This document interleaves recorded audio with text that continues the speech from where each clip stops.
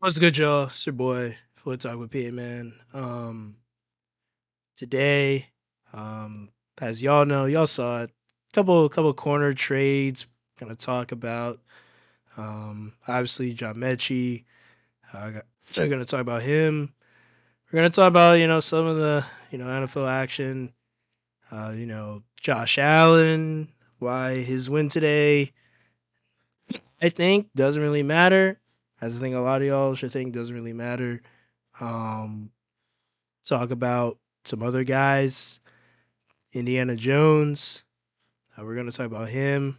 We're going to talk about Mr. Roller Coaster himself. We're going to talk about Jordan Love.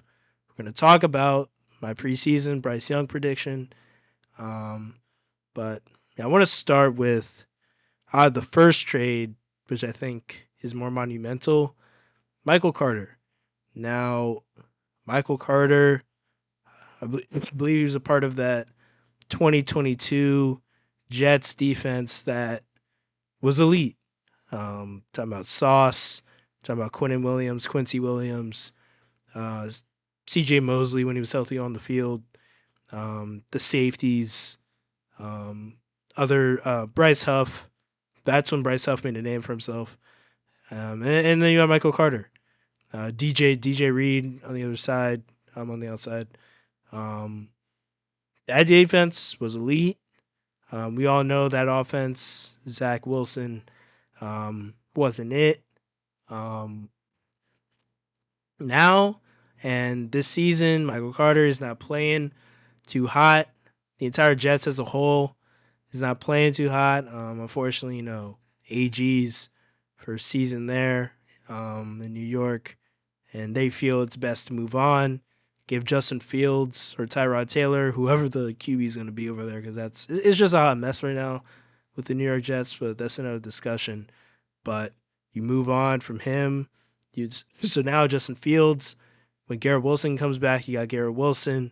Now you got John Mechie, who I think this is a really good chance for John Mechie to revive his career. There's not a ton of wide receiver competition outside of Garrett Wilson in New York right now. So it didn't work out with his Bama boy Devontae, obviously, but hopefully I think he'll get it's a better shot because in Philly you got Devontae, you got AJ, you got Jahan, obviously. Then you got my man, made it out, Darius Cooper, um, and Johnny Wilson when he comes back from injury. Um, Terrace Marshall as well. I think he's still on the practice squad or he's the fifth wide receiver. But yeah, there's a lot of competition in Philly, not too much in New York. Um, so I think that was a really good trade. Get a 6th round draft pick, 7th round pick swap. So I'm really optimistic because Michael Carter, when he was on top of his game, Michael Carter was one of them ones. Didn't get a ton of recognition, but ask Jets fans about that 2022 start of 2023 defense that year. He was everything as advertised. But then obviously this year, bit of a down year. But that I'm much more optimistic about that trade than the one that was made yesterday. You know, I'm walking to the game, Michigan game. Look at my phone. I see Jaire Alexander to Philly. Jaire Alexander. So before I go on, I want to acknowledge because people have gone at me like in the comments I looked at my phone. It was like 30 mentions. Like people going at me. I was like, y'all not really Jaire. It's not 2018. Like we have to guys like Jaire, guys like Marshawn Lattimore. It's not 2018. It's not 2019 anymore. He can't stay on the field. The best ability. This is what I tell Commanders fans, but I talk about Jaden Daniels, other guys. The best ability is available. The best ability is availability. Jaire Alexander hasn't played a full season in God knows how many years at this point. Like Green, there's a reason why Green Bay thought they would be better off with Keyshawn Nixon and Corey Ballantyne. Like, you see what those corners look like. Like y'all saw them today. They're not it. Yet Green Bay said we're still better off without a former All Pro, Pro Bowl player, obviously out of Florida, Jaire. Mike Brian Gutekunst said we feel we're better off without him. And even though look at the rest of that corner spot, they still moved on. Baltimore, outside of Nate Wiggins, Marlon Humphrey, it's getting time. Like, bro, you got to pack it up. Kyle Hamilton doing his thing. Respect. Malachi Starks, rookie. He's making some plays, but sometimes he finds himself, out of place, out of assignment. But he's a rookie. Same thing goes for Andrew Makuba, Eagles. We keep it a buck over here. But I mean, I'm just looking at that Ravens team. They did the first week 1 against Buffalo. Told y'all everything y'all needed to know. Green Bay tried to warn Ravens fans. Jaire, like, this is what he does. I think honestly Jaire's last good game he had where he was actually locking up dudes was that Cowboys playoff game. Like when not 48-16, whatever, they just ran roughshod. He had the pick. I thought should have been pick 6, but I guess Cooks touched him according to the official.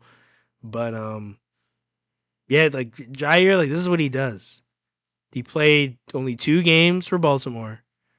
Was a healthy scratch for 5 straight games. Now you come to Philly, and I'm not gonna be the one that's like saying like he can't be any worse than Adoree Jackson. I'm sorry, I'm not gonna be the one that says he can't be any better than Adoree Jackson or Keely Ringo, because anything I will admit, like anything is better than those two. But Jaire's play, especially as of late, I mean, you guys see him. He's not what he used to be. Like I'm keeping it real. Like I mean, like you saw Commanders fans, sorry, Bumanders fans, last year mid year, they trade for Marshawn. They think they fleeced the Saints because they only got like a 5th round pick they had to give. Like there's a reason these teams are willing to move on from these former All Pro players because they're past. They're not what they used to be. It is not 2019 anymore. Like the days of Jaire locking up Jettas. And which I like he was locking up Jettas. He was locking up dudes every week. But can't stay healthy. Can't not being able to stay healthy leads to, your play not being as consistent. Once again, now you're practicing now at NFL nowadays. You're asking someone, it's like you're asking a car that hasn't been driven all week to all of a sudden go 100 miles per hour on the racetrack, and you expect it to, function fine, and no one gets all these, minor non-contact injuries we're seeing today, stuff like that. But yeah, Jaire, he's not what he used to be. Eagles fans have to accept that because Ravens fans, for some reason, refuse to accept that. Like over the summer, preseason, like I tried to tell him, like, watch, like he'll lose you a game, which he did. He lost them week 1 against Buffalo. We saw it. But yeah, so that all that goes to say, I'm much more hype about Michael Carter than I am about Jaire Alexander. We're talking about a younger guy with more upside. But again, both can't be any worse than Adoree Jackson and Keely Ringo with those two I put on display so far. But and enough of Eagles cornerback woes because stress free Sunday, and we had a heck of a game today. We saw Jared Goff fold. Um, we saw one, and this is the guy I want to talk about real quick. Jordan Love. Like So last week, Pittsburgh throws for like 330, like 3 or 4 tuds. Tucker Craft, he was cooking. Now I think they said ACL, so he's definitely gonna be out for next week. Um, Once that ACL is confirmed, we'll see what's going on. But Jordan Love today, 26 of 37, 273, 0 touchdowns, interception. First off, throwing the ball 37 times and not even getting 300 yards. That's that's disgusting.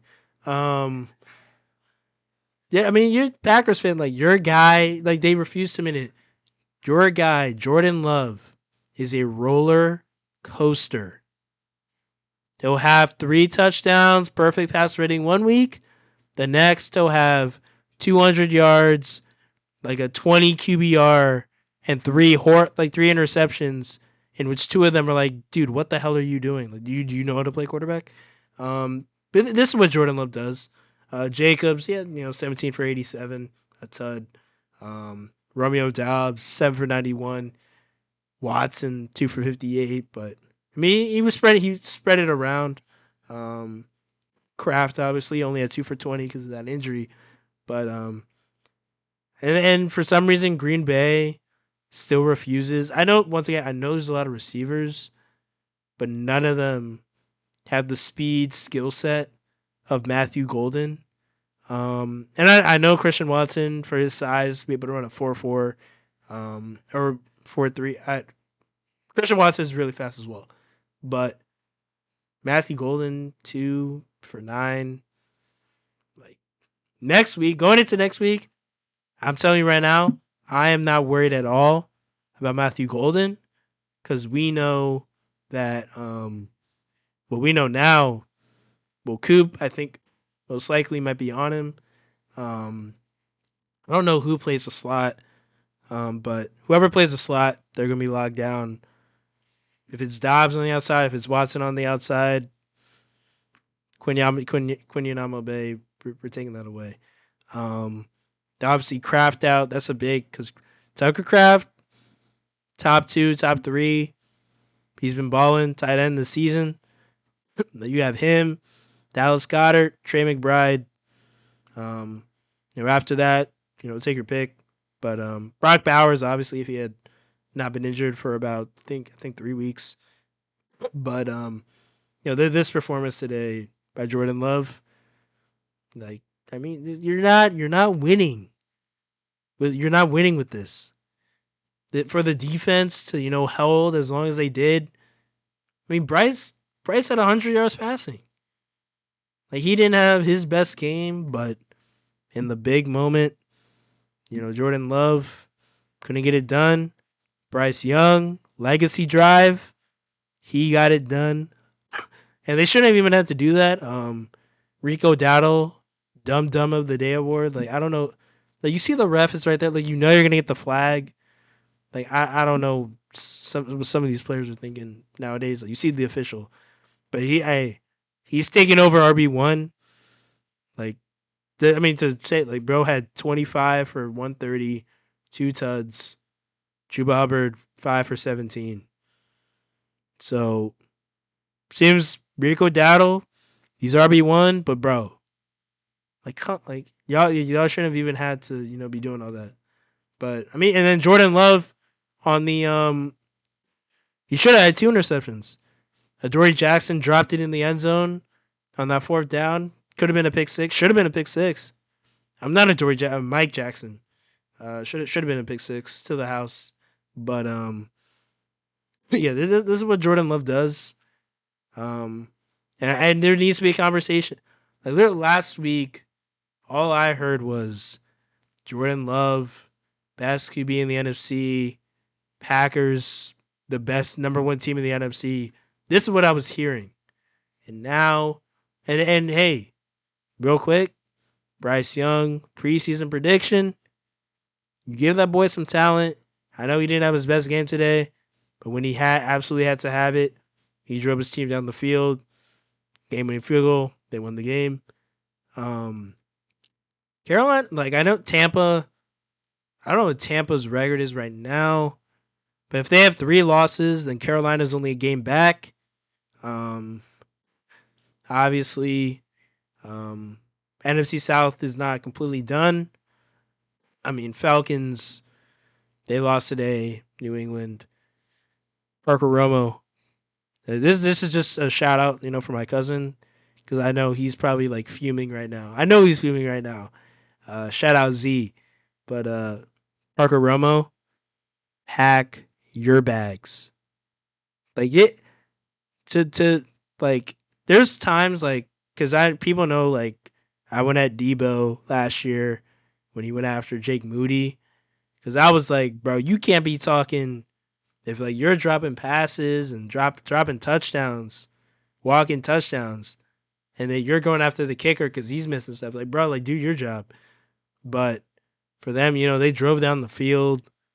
Penix, drove him down in the fourth, and for you to miss that, nah, bro, you're done. Um, but nevertheless, Carolina, Tampa Bay, they seem like um the a 2 horse race right now. Tampa's in front, but um, you know, it it's not over. Now playoff picture like that is really we don't really start talking about that till like week 12, week 13. But NFC South, you might have 2. NFC West, you could have 2 or 3, depending on how records go. NFC East, you're gonna have 1. I don't believe any team from the NFC at this. If Washington loses tonight to Seattle, which I think they will, that's too deep a hole. You're 3-6. That's too deep a hole to climb out of, I think. So if Washington loses tonight, one team from the NFC East is going. Y'all see it in the back. Um, NFC North, then maybe 1 or 2 teams could go. Minnesota got back up to I think 4-4 today. Um, Jared Goff, once again, Lions fans, he's not it. There's a reason. There is a reason why Sean McVay traded for Matthew Stafford 2 years removed from going to a Super Bowl with the quarterback he already had. Because he knew in that Super Bowl, after Jared Goff went in there, after having one of the most explosive offenses that season, in the Super Bowl put up 3 points. Defense only gave up 13. He only put up 3 points. Sean McVay knew this is as far as Jared Goff can take us. And now here, that Detroit defense is nowhere close to 2019 or 2018 Rams, excuse me. Nowhere close. So Jared Goff, once again, Lions fans, he'll take you, awesome regular season and just spreading around the Gibbs and everybody's getting a touch. But in the big moments, y'all gonna find out. Y'all gonna learn. But anyway, back busy schedule programming. Jordan Love, Jared Goff, these guys. I'm not. This is why. Like another one of these games. Big moments that were to be found. Halftime, like, dude, what the heck are you doing? But and kind of one of the last things I want to talk about today. Obviously, another duel, Allen v. Mahomes, Clash of the Titans, whatever you want to call it. This Josh Allen, the Bills win today does absolutely nothing for me because we've seen it time and time again where they might beat the Chiefs in the regular season. They might beat the Bengals in the regular season. I know Josh Allen has gotten the better of Lamar on more occasions than not. So those are it's kind of a different scale. But especially when it comes to Mahomes and the Chiefs, I do not care about regular season wins. And you're like, yeah, that doesn't matter.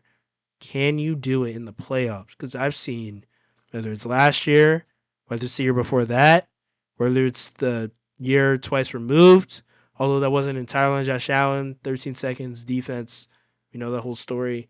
Um, Time and time again, Patrick Mahomes has the Bills' number when it matters most. So this Chiefs win does this Chiefs loss doesn't tell me anything. Doesn't tell me in no way, shape, or form should this tell you Allen is better than Mahomes. That's that's might be the biggest joke I've ever heard. Um, this is still a three-time Super Bowl champion, Super Bowl MVP, regular season MVP, all that stuff, all pro. Like in no way, shape, or form is Josh Allen better over Patrick Mahomes right now. He had, um, I didn't watch the entirety of the game. I watched most of this game, but like we have to stop with regular season overreactions. Because I remember last year where Josh Allen got the tud. Um, for some reason, they thought that was like the number one clutch play of the year.